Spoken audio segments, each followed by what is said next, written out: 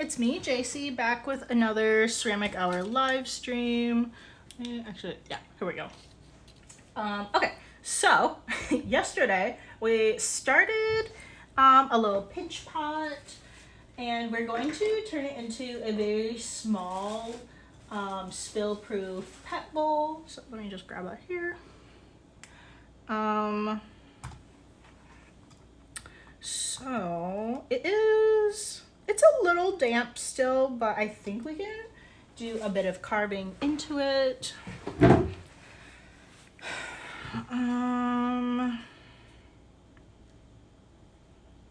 So I think we could, to maximize the, like, how wide it is, I think for a lot of it, we might carve from the inside. From the carving that we did yesterday, it's a little rough, so we will do a little bit on the outside, but I'm thinking about taking the majority of the weight from the inside. And then we really just did like a rough trim on it, just kind of like thin out some of the clay here.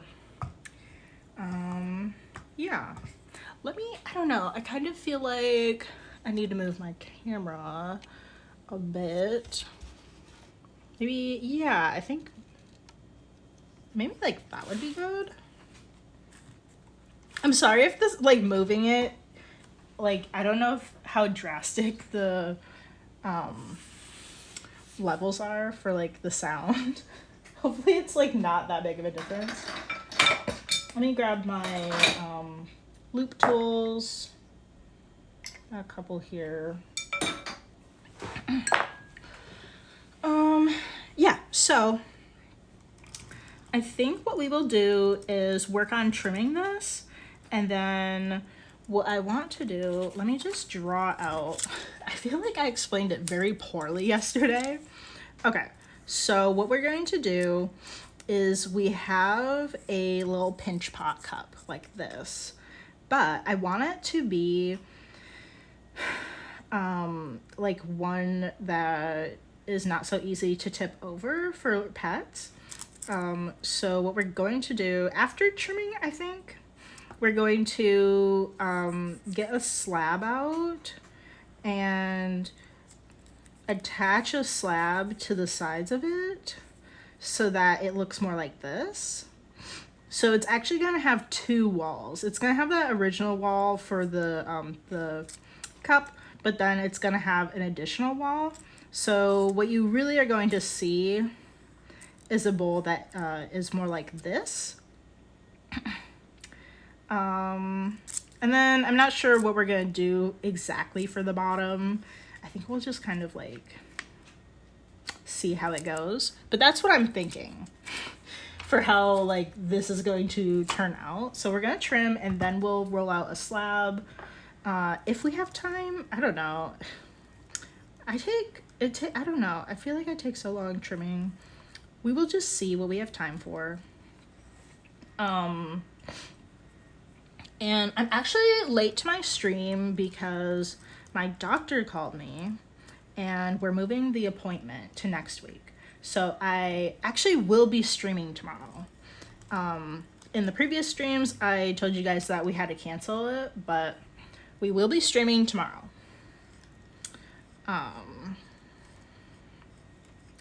So yeah.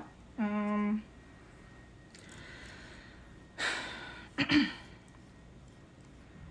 don't know. What we should chat about today. Let me get a second to open up my Twitch stream just in case we get any chatters. It like closed for some reason. Yeah, we're just gonna lightly trim the outside.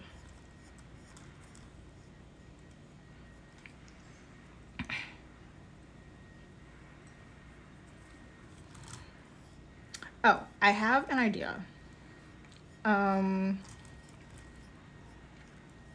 So yesterday, Robert suggested that we make a like a cat trinket dish, similar to like what we've been working on with the bunny ones.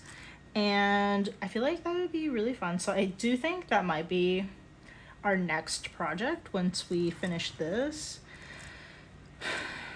I would love to get more like very unique and whimsical, like just like fun items in the shop. Currently we just have a lot of things that are just like just glazed, not really like underglaze or anything specifically unique, if that makes sense. So I think that would be really fun. I mean, I have a cat. I love cats. So and I think that's going to be like one of the easier shapes for me to draw out, at least cuz I want to draw it out in my sketchbook, and then I would also want to make a template for it. Because I feel like, I feel like cats would be a good seller too. I'm trying to hit a little bit more of a maybe a niche market with some like farm animal trinket dishes, but I do think we should probably include some cats and dogs because, like, like everybody has either a cat or a dog. It's just the way of the world.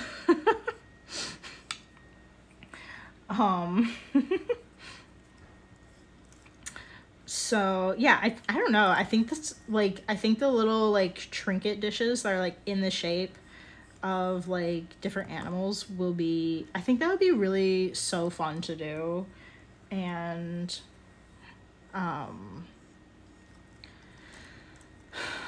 like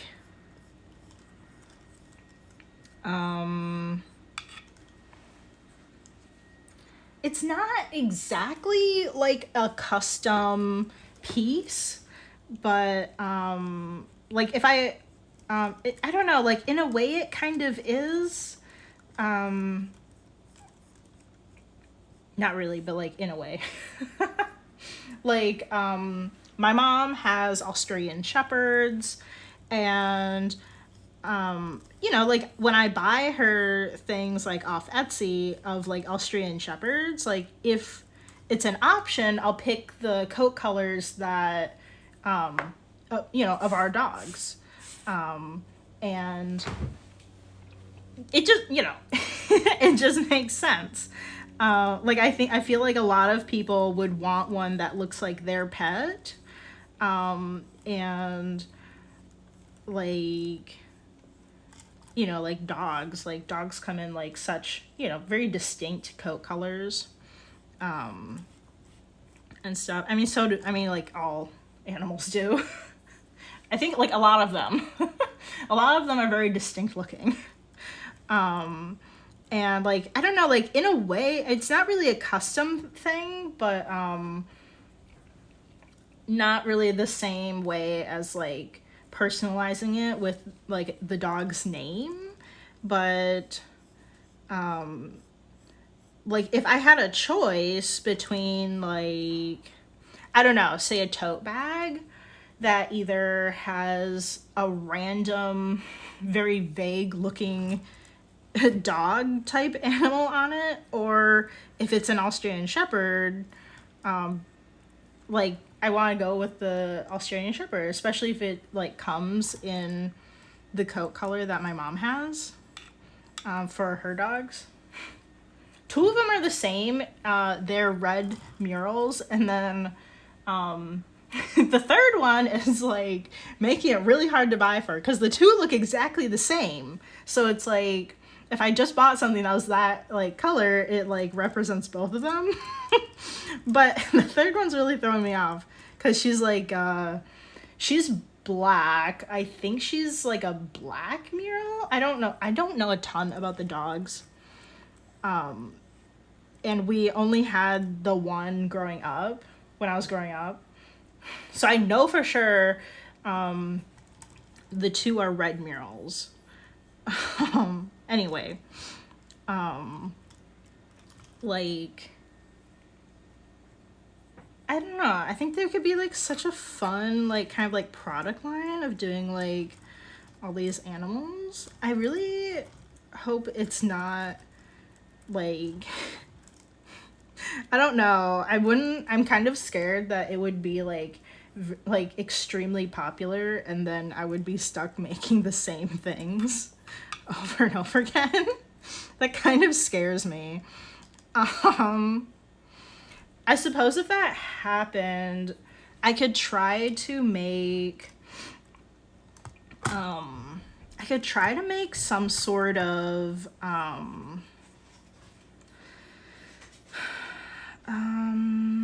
what are they called?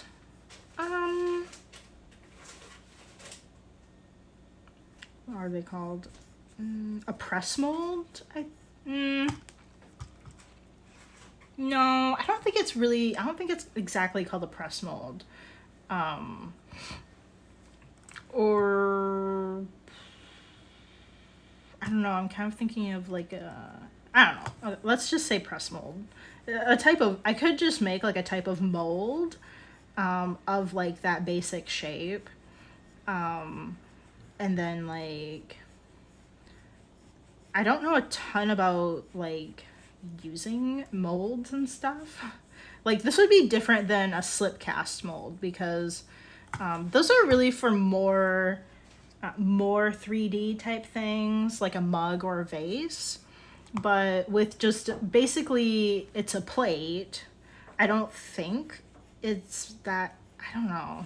I really haven't worked with molds, but I don't feel like it would be so necessary to make a slip cast mold for it if I needed to. I wouldn't want to do that quite yet until like unless I did get to a point where something was very popular in my shop. My shop is very slow for sales right now, so everything that I'm doing is just fully handmade. There are no molds. Making things of any kinds of molds. There are all kinds of molds that you can get, but like, I don't know, like, that would just take up more space. Like, I don't have that much space to like, especially the slip cast molds. Those things can be really big, even for pretty small items. And I just, I don't know, I don't quite have, like, I don't have room for very many of those if I were to make any or buy any.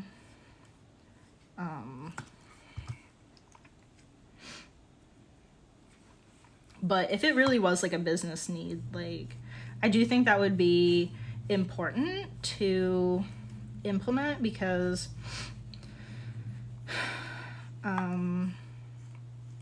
like as somebody that's making things by hand, you want to be able to keep up with like how many people want to buy your work. And sometimes that includes like making things such as like your own slip cast molds or something so that you can make things a lot faster.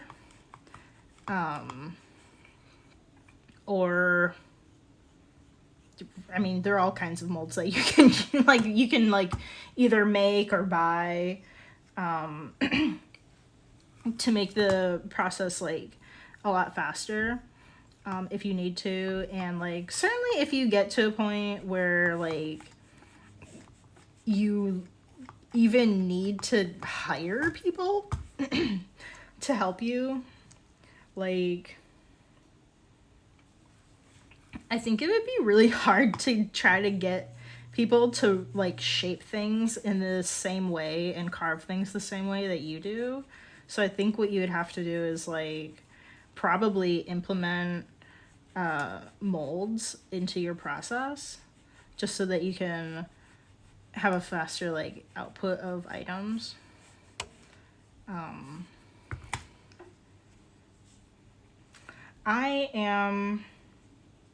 I'm considering making, you guys know I am, whoops, oh goodness, my camera My phone just fell from my thing.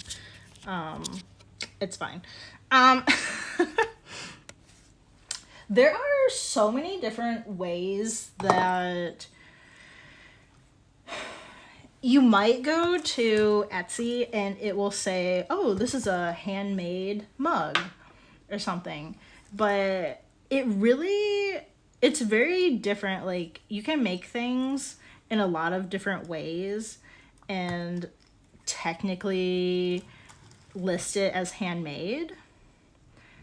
But they're very different things. Like, it's very different if a mug was slip cast or if you sat down at the wheel, like, throwing it on the wheel. Like, it's very different. Like, throwing it on the wheel is going to take so much longer to do. And it's more of a true handmade process where using a mold is like handmade, but it really is like a different process.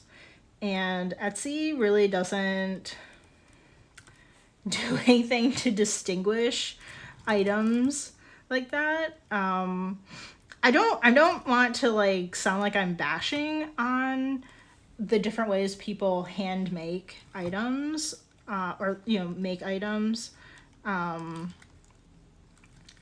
just want to like note that the processes are different, and like I think it would be helpful, like, if you were just like, if you're a person that buys handmade goods, you're just one of those people that supports artists and stuff. Like, I just feel like you should know, like, how things are made and why certain things might be more expensive than others.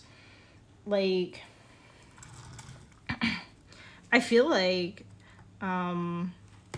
so what you might see on Etsy are things that have, actually, this is a really good example, is this mug that I have. This mug is not handmade by any means. It's mass produced. And very typically, if you have something that really looks printed, such as this text, and you have these very perfect lines, if I hold it at different angles, I can see that this white artwork is separate from this clay body. I can see it's separate. This is called sublimation printing, and you will see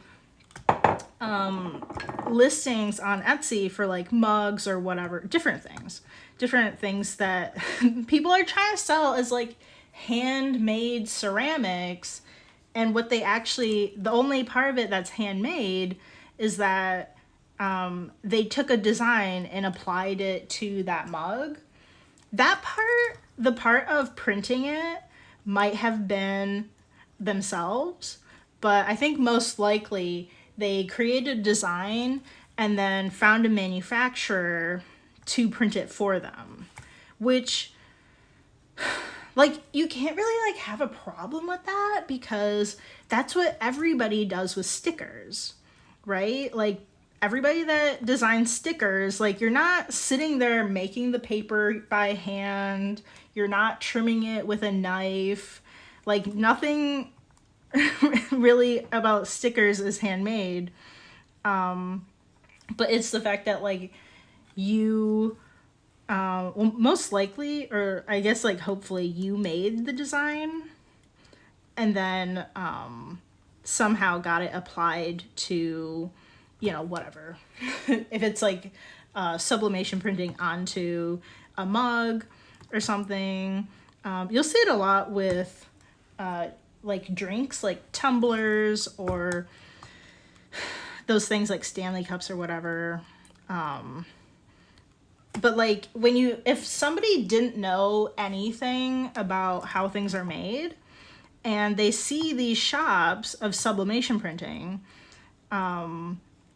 where all they did was create this artwork that can then be applied to just hundreds and hundreds of things at a time, versus somebody that actually sat down and like carved out like a bowl, or you know what we're doing here, by hand, and you're trying to compare these two things, and like, oh well, obviously the mass manufactured thing is so much cheaper, and that's why. It's because like the process is so different, and that's why I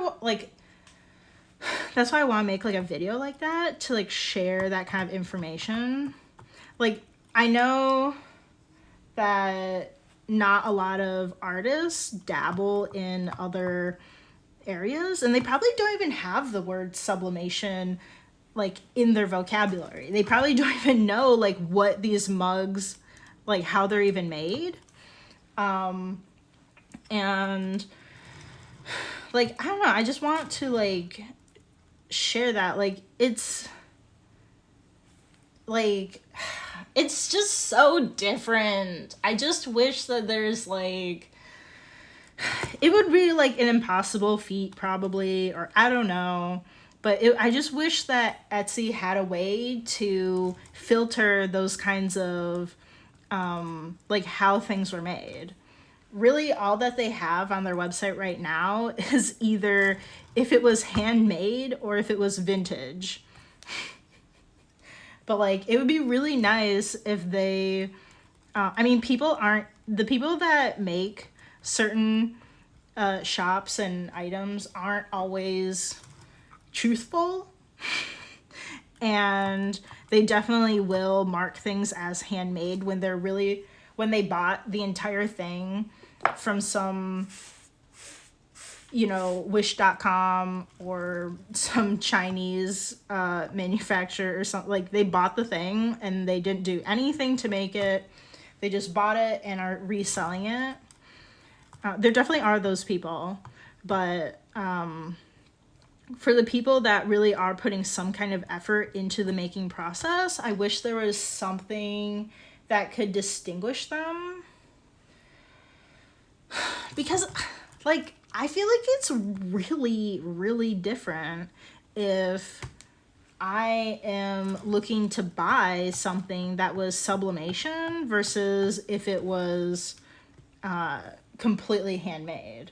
Like, if it was handmade, like, I already have that kind of higher budget in mind. But if I'm just looking for just a very quick, you know, gift for a friend, you don't, I mean, probably unlikely that I would want to spend like $80 or $100 on that kind of thing. Like, I feel like, you know, if it's just like a gift for a friend, it would probably be cheaper. And so I would be more in the mindset of something that didn't cost as much as something completely handmade, and would probably be looking for something that was like sublimation. I don't know. Like, I just feel like when there's a huge difference, like, people should know, like why why this thing is cheaper than other things. And you definitely do get into more complicated areas. Sometimes things are just more expensive because that artist is really popular and their stuff just sells really well. Like, sometimes that's the only reason. I mean, obviously, like, the whole, like, you know, they've been doing it for this many years. They're a professional. They know what they're doing. Like, other assurances, like, the design of it is probably going to be better well received than an amateur's design, such as, like, you know, like how like handle construction, like if the handle feels really good in your hands, or maybe like, I don't know, like amateur handles can be very different, and like they could be too small, they could be awkward, they can put the weight in the wrong areas when you're holding it, that type of thing, design wise. But I don't know, it's so complicated. It's so complicated, but like, I don't know, I just kind of want to make a video that touches on like why you see things on Etsy that will say that they're handmade, but then like describe how they're different. Just to bring awareness, because like I would think that's very rare. If somebody like messaged you on Etsy and was like, why is this so much more expensive than this? Like, nobody's gonna do that. They're just gonna like click off of your shop and then go to the next site. You know? I just feel like that would be very rare if somebody even asked. But like, I don't know. I just feel like I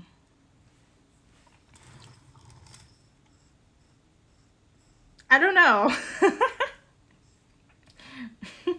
I mean, like, I have no idea. I mean, I don't think that's really something that would be typical to like find a lot of videos touching on YouTube. So like I feel like it could be like worthwhile in a way. I'm definitely trying to think of more content that is a little bit more unique in that way. Like I have some very basic things like, oh, tutorial on how to make a pinch pot. But it's like so many people have videos that are already touching on that. But I'm just like, I don't know. At the same time, I'm just trying to make my YouTube like a kind of like a one-stop shop, you know, like, and I think it makes sense too, because I don't know. I don't want to be like mean or anything, but like sometimes I'll like try out a new YouTube channel and I'm just like, I don't like this. Like, I don't like, I don't know. I don't like the way they talk or something. It's like, it'll be completely stupid or it really will be like really stupid. But it was just like drive me crazy. But like, I don't know. I think like, truth be told, I feel like a lot of people are like that. And you want to follow certain people because of like, maybe it's like how well they explain things, or just generally you really like them as a person, kind of like you just kind of get this feeling that you know them, and you just like watching their content. Like there are a couple of people that I follow on YouTube where it's just like, I feel like if I like had the chance, like I would be friends with them in real life. Like if I could, like they just feel like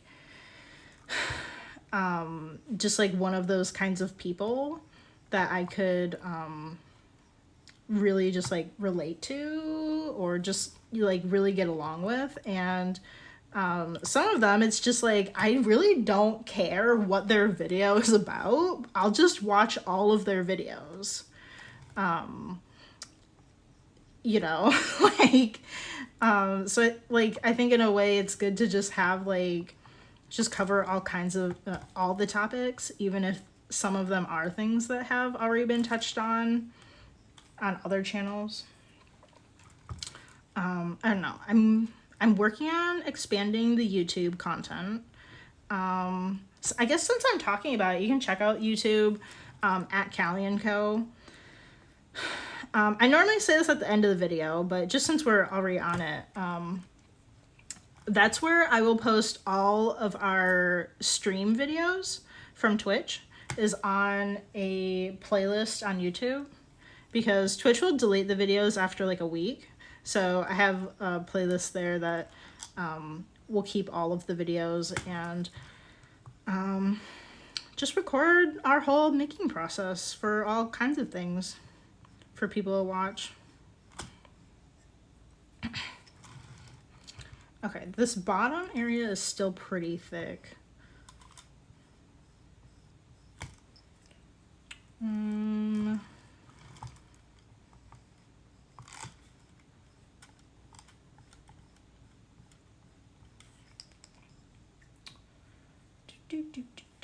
I don't even know, like,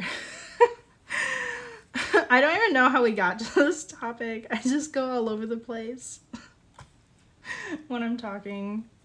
I need to like work on that.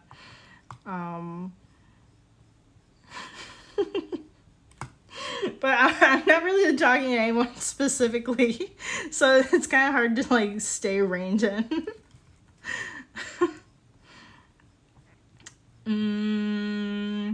What else? So we're talking about Etsy. Well, basically Etsy. There are, you know, all kinds of platforms where people are making and selling things. I don't know a ton about other places. I do know there are things where artists will sell things like Gumroad. I really don't know anything about Gumroad except that like artists sell things there. I have a very vague sense of what's happening. I did talk about it in a previous video, but I have recently added all of my ceramic pieces to Michael's Maker Place. That is a very new selling platform that launched in the fall of 2023. I think it launched in the fall. I think it was like beta in the summer. But it is live for people to buy items on there. It is basically a selling platform that is trying to compete directly with Etsy. But they are slightly different in that you can, similar to Udemy or what is the other place? I'm blanking on the name. That other website where people they sell classes, basically. Kind of like how-to classes to make things. But yeah, you can do that on Maker Place. You can have like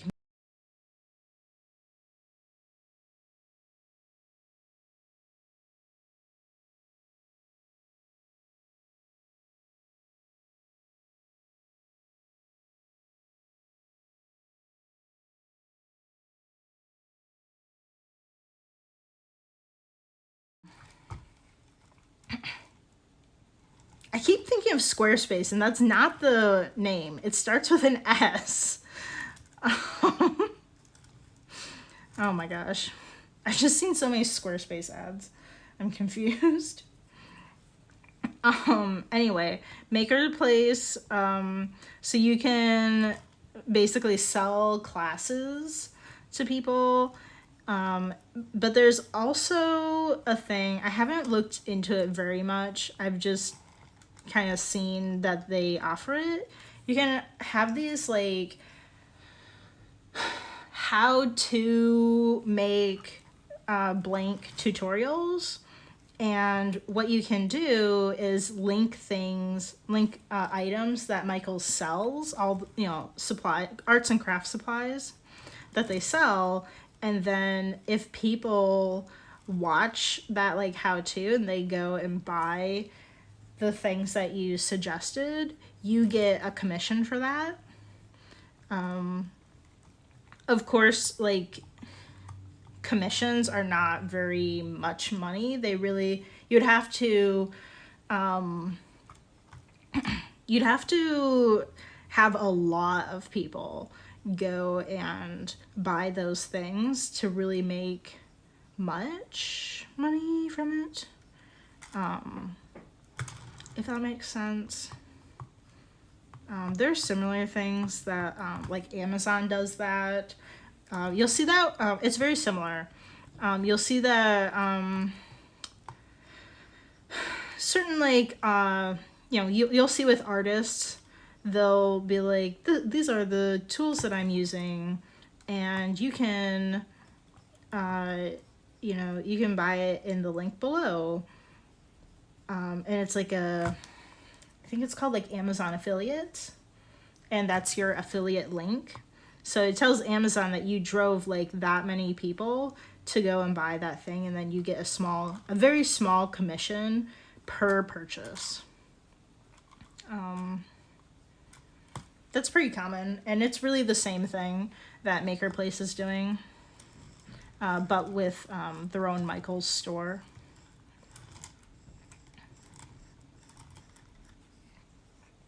Yeah, it's very, Maker Place is of course very new. There are definitely a few things that I see in the, like, how it's designed. I feel like some things could be better. But I mean, it's so new. Yeah, it does look like at the moment that the fees are lower than Etsy.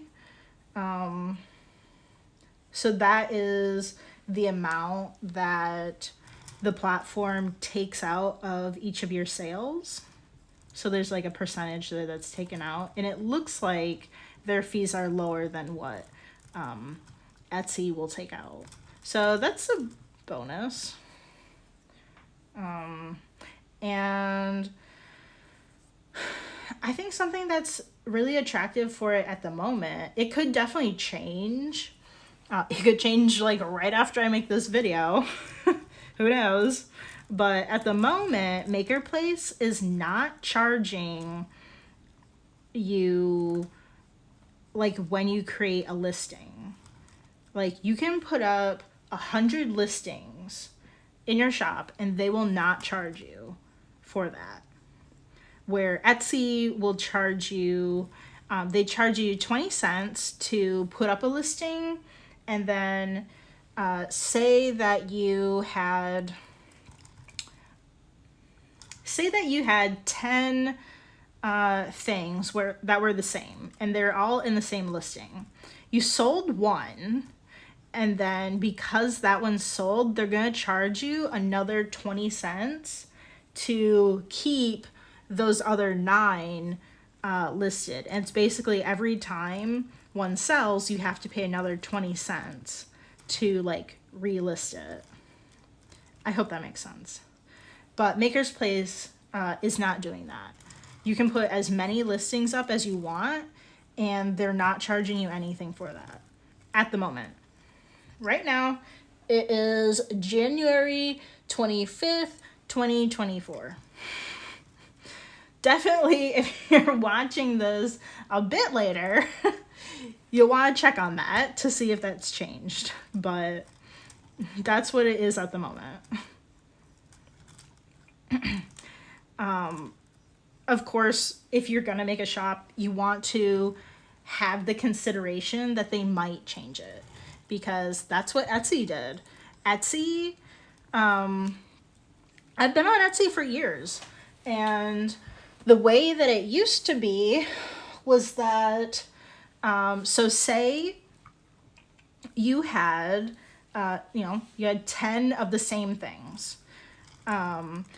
So they're all going to go in the same listing.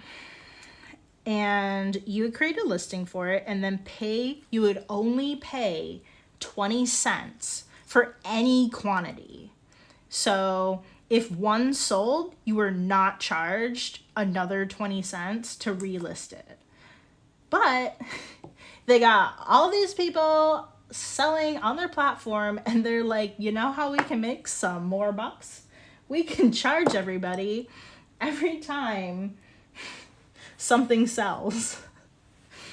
And I bet they're making so much more money because of this change too. So whereas like it used to be 20 cents for, it could be 100 listings, and it would be 20 cents for all of them.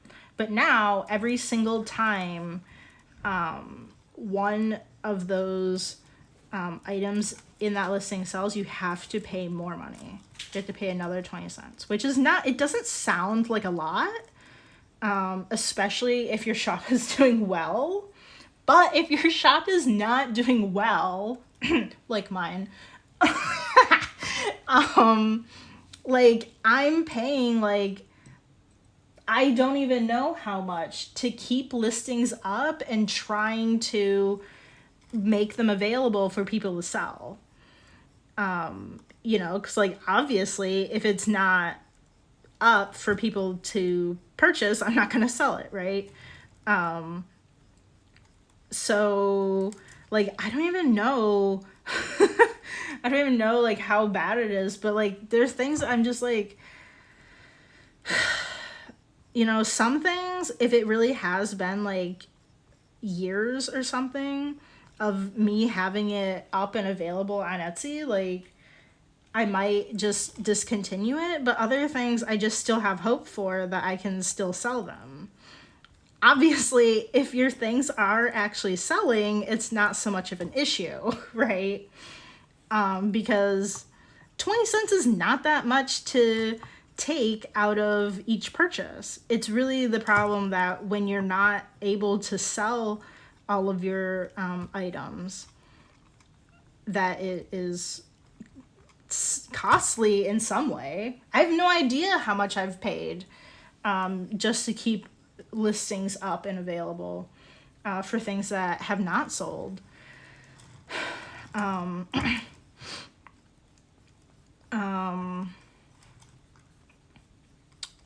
But yeah, and I'm not sure, but I do think that the listing lengths used to be longer than they currently are.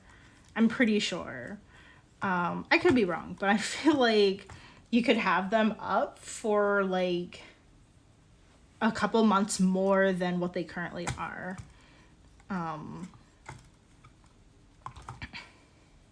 Anyway, like you just don't have that issue with Maker Place. Although what they could be doing, if you're just gonna, you know, if you look at from like a cynical standpoint, is they might do that to draw sellers in.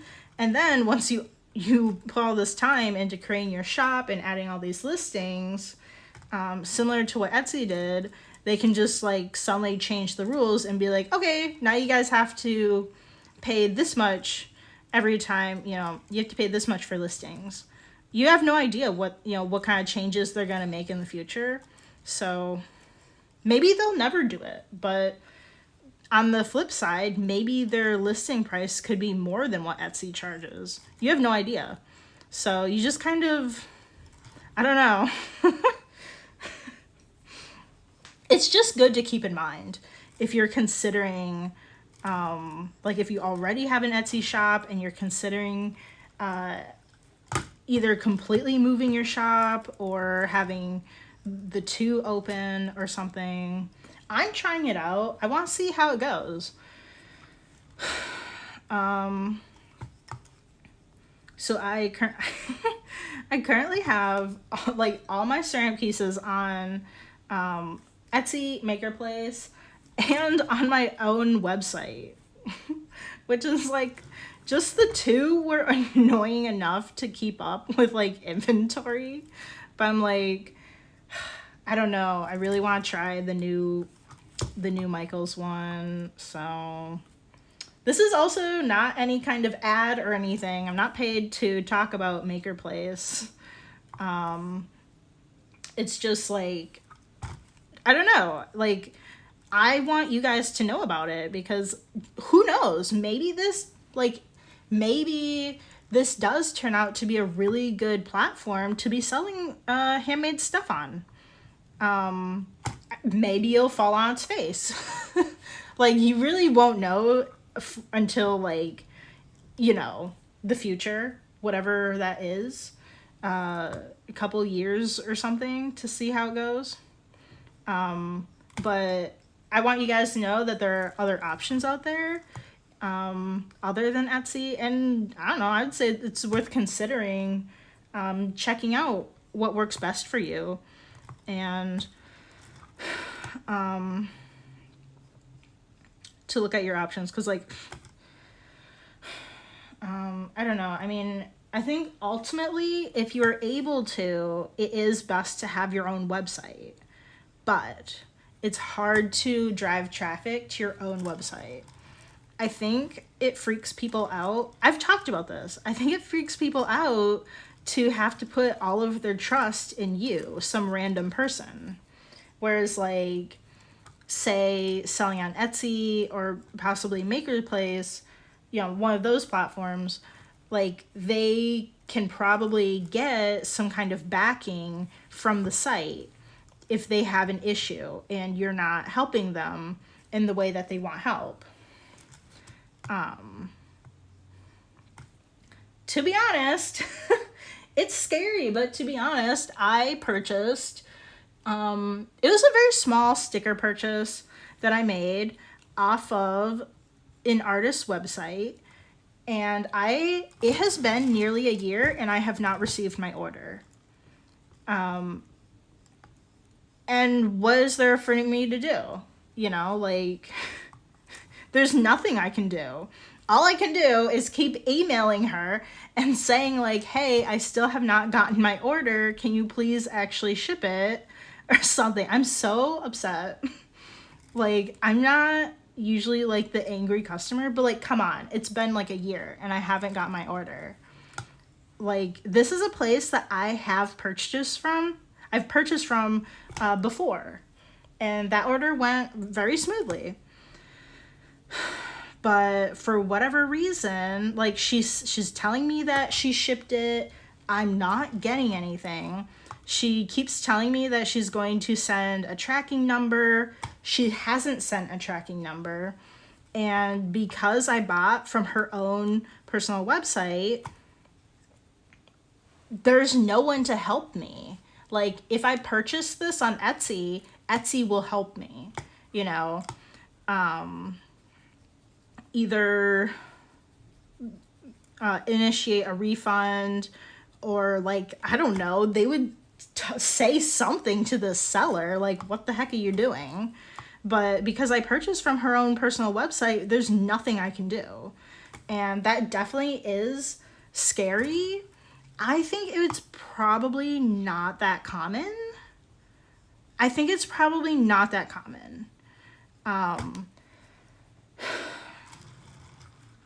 But, like, I think that's why a lot of people don't want to buy from a rando personal website, in a lot of cases, because you have no like, security to fall back on. And it's like, I mean, luckily my order was just for some stickers. It really, like, it could not have been, like, that much money. But, like, what if I spent $80, $120 on an art piece and they just refuse to mail it to me? Like, so much what the heck. So, I mean, ultimately, it is best to have your own website, but I want you guys to know that people will not shop on a website. Like, some people don't want to take that risk. And it's for good reason. Like, it's really for good reason. I don't want to say that people will never do that, because there are people that do. There are a lot of people that will purchase from personal websites, and they get their order and they're very happy with it. They're very happy with customer service that they get if something did go wrong. But if you're pretty new and you're considering, like, what should I do? Should I do an Etsy? Should I do some kind of third-party thing? Should I make my own website? It is best to have your own website, but you need a very solid following that is willing to trust you and trust that you will ship them their order. And, and any of the things. They'll make things right if if something went wrong with the order, like they didn't receive it, if it came broken, whatever that case is. They really need to trust you, because I have had my own website for 2 years now, and it hasn't done like heck all in like selling things to people that are not my immediate family. There are a couple, but compared to the sales that I've gotten on my Etsy, it is really not the same. Like it's starkly different.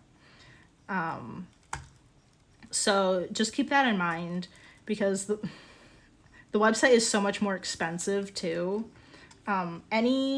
There's no way to make an e-commerce website without paying money for it. And that includes like domain, but also hosting. So although there are a lot of pain points for sellers on Etsy or wherever, whatever third party, you know, customers feel pretty safe going there because they will have support from that company. And that, I mean, there's a lot to be said for that too, you know? But it's just something to keep in mind and consider, if it's something you have never thought about or didn't know about, all of that. My goodness, I am just so tired today. It is just, I don't know. It's one of those days. It's Thursday. I don't know. I don't want to say that we're getting into like weekend brain. I don't know. My brain is just like fried right now. Oh gosh. Yeah, okay, so I think tomorrow, we really only have like 5 minutes left.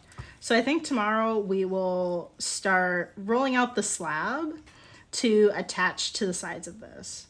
It's really just looking like a very normal, average pinch pot at the moment, but we're gonna add a second wall to the outside. I hope this, I don't know, I kind of hope that this goes over well. I am not sure. I'm not always sure about like how things are going to sell when I put them in my website. I really would have to probably make a couple to like see like how well things are selling. But I think if I made like, I don't know, maybe I'll make like a couple different sizes even too. I wanted to start off with something small because I don't know, just in a way it's like prototyping. Because you know, wouldn't you hate to spend like you know, have this larger piece, and because it's larger you spent more time on it and then something went wrong. Something cracked. We're having a lot of cracking issues, which is really bothering me. They're really like hitting me where it hurts. all the things that we have worked on that are just like cracking. It's fine. Like, I don't know, it's gonna happen. All you can do is try your best and, you know, learn from your mistakes and just keep pushing through. That's all you can do, because I mean, it's just something that happens to everybody, you know, working on I think like any kind of art stuff.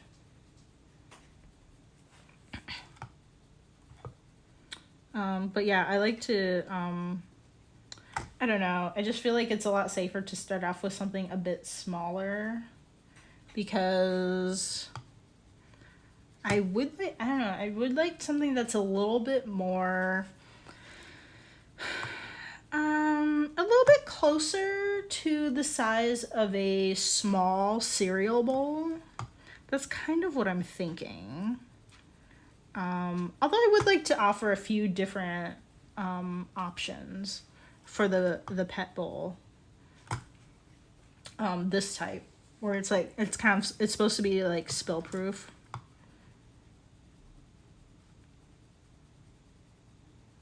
And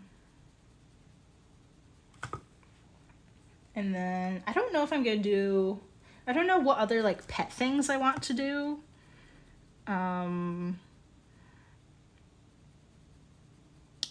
Like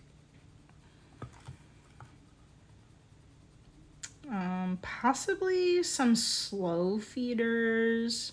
I know a lot of people have problems with that for their cats or dogs, because they just shove all their food in their mouth like right away or something.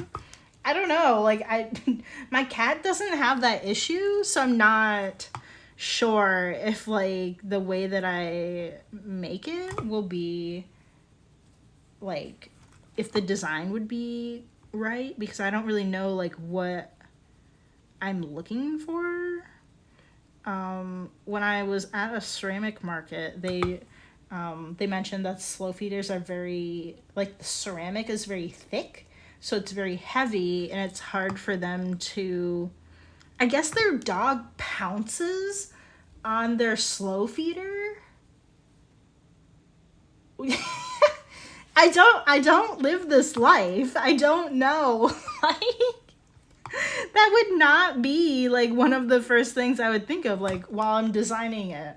Like, oh yes, well dogs will certainly pounce on their food bowl while they're eating from it. Like, I don't know. I just have a cat and she doesn't even need a slow feeder. She just has her food bowl out all the time. And she's very good about it. Like, she doesn't overeat or anything. I don't understand the dog thing. If you want to share any stories, please leave them in the comments. If you have a dog or something that does weird things when they're eating. I don't know. It's just so weird to me. I don't understand why the dog is pouncing like while they're eating. I'm just so confused. I'm just so confused. I can definitely see how you would want it to be heavy or like something that isn't easy to tip over, because, you know, dogs will be wrestling or they're just running all over the place and they'll knock it over. I can definitely see that. None of my mom's 3 dogs pounce on their food or water dish, so like even them, like I don't like like my mom has dogs and I don't really know. It's so specific to like, I don't know, just their personality, I guess. How they eat. I don't know. This is so weird. This is such a weird conversation. I don't know. But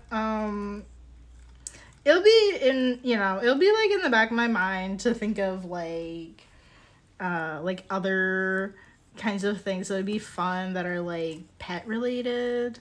I really am thinking like so much about all like the trinket dishes of like different animal faces. That's just gonna be so fun. And I think over the weekend I'll have to make some more templates, and maybe we will make maybe we'll start on those next week or something. I don't have any templates made yet, but I think that'd be really fun. So yeah, well, we are at time, so I'm gonna have to go. But yeah, here is our cup. Yeah, again, we're going to be adding a wall on the side so that it is something that won't be able to tip over. Particularly with certain pets, I think like it's not just like they're like knocking it over, but like some might even go to suggest that they pick it up with their mouth and and tip it over. So that's where like that second wall is gonna come in, like this drawing that I have.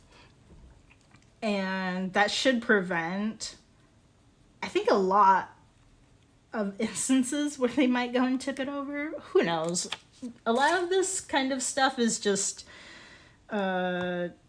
possibly trial and error. But we're gonna see. Just want to try something out that was a little bit different for the stream. And this is just something that's been on my mind for a while. And I thought we would try it out since I don't have anything else to do.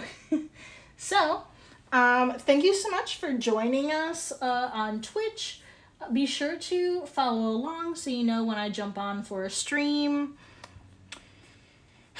And again, all of the Twitch videos will be uploaded to YouTube at Callie & Co. And you can find all the other live streams there. But you can also find a few ceramic tutorials, some videos for just like any artist, and some small handmade business related topics. Again, I am trying, like I have it in my mind to make more YouTube videos that are not just the live stream, but they take so much time and we're gonna get there. We're just not there yet.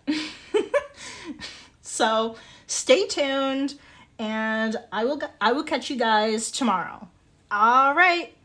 Bye.